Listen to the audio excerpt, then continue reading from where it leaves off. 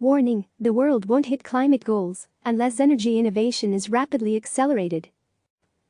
New York solar and wind power are booming. Electric vehicles are so promising that Tesla is now worth more than ExxonMobil. Coal is collapsing. And yet energy watchdogs are warning that not nearly enough is being done to fight climate change. The International Energy Agency sounded the alarm Thursday about the critical need to rapidly accelerate clean energy innovation. That's because the climate goals set by governments and corporations around the world depend on technologies that have not yet reached the market. The message is very clear: in the absence of much faster clean energy innovation, achieving net zero goals in 2050 will be all but impossible, Fatih Birol, the IEA's executive director, said in a statement. Major parts of the world economy don't have clean energy options as yet.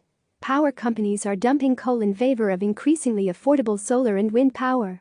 And all the major automakers are racing to develop the best electric vehicles to compete with Tesla. Yet there are few technologies available to bring emissions down to zero in areas such as shipping, trucking and aviation, the IEA said. The same problem exists in heavy industries like steel, cement and chemicals.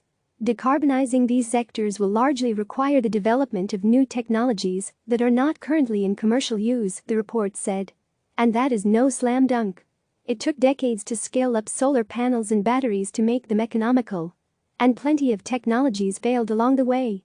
Time is in even shorter supply now, the IEA report said.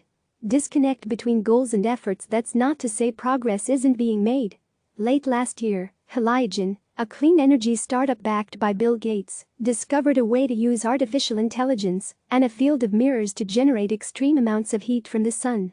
The goal is to use that carbon-free sunlight to replace fossil fuels in certain heavy pollution industrial processes, such as making cement, glass and steel.